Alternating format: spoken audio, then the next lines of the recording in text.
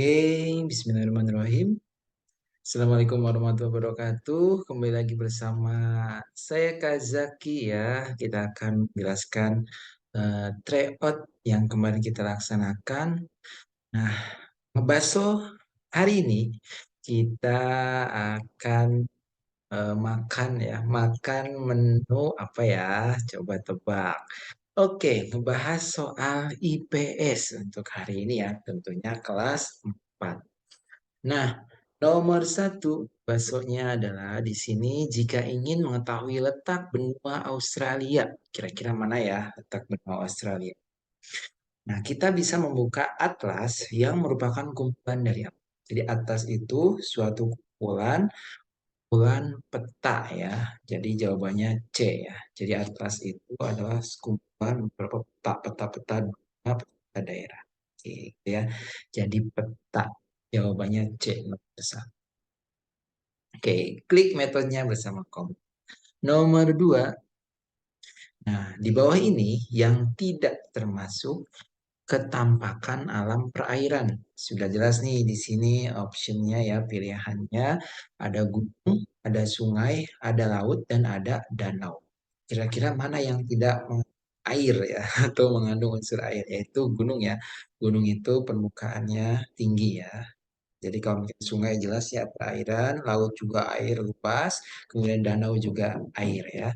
Sehingga jawaban yang tepat adalah A ya. Klik metodenya. Oke, selanjutnya ada tiga.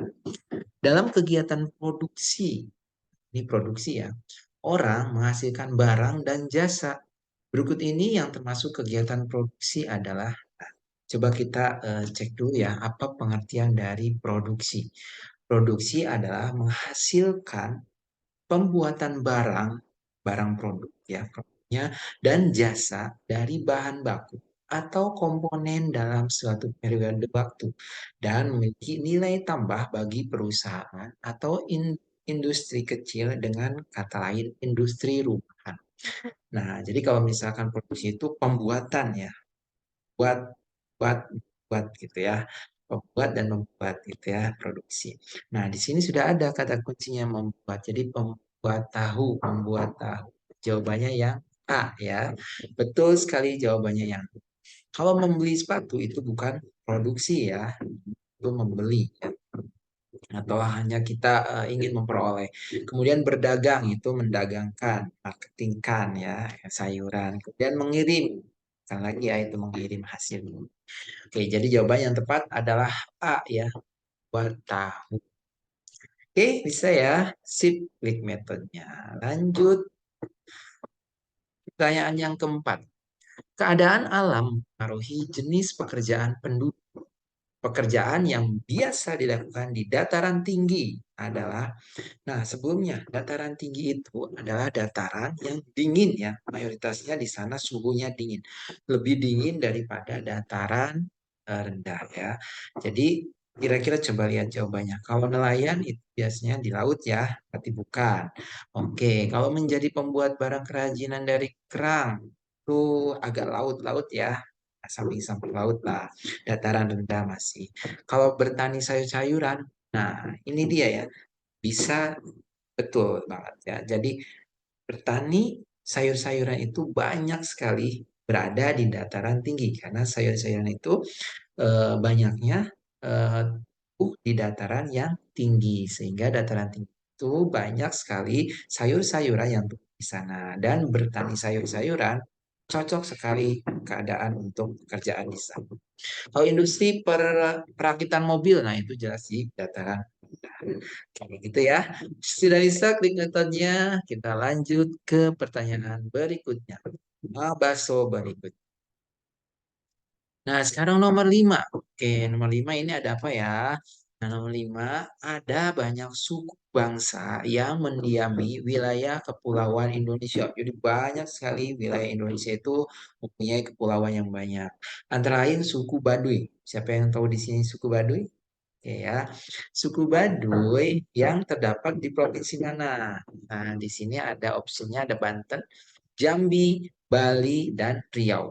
Oke, jawaban yang paling tepat adalah jawaban A ya, yaitu di Banten ya, di Provinsi Banten. Jadi suku Baduy itu suku yang sudah sangat lama ya dan berdiri sampai sekarang masih ada ya. Bahkan bisa kita datang ke sana berwisata ya, bukan wisata jadi kunjungan. Kunjungan untuk kita melihat suatu suku di sana.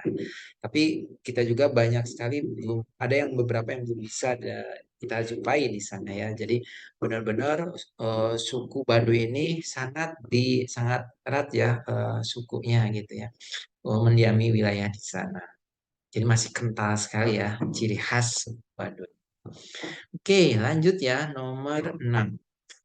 Tujuan koperasi. Nah, tujuan koperasi itu apa sih? Sebelum kita tahu tujuannya apa, coba koperasi ini apa sih? Jadi koperasi itu ya, organisasi ekonomi yang memiliki dan dioperasikan oleh orang atau seorang demi kepentingan bersama-sama ya.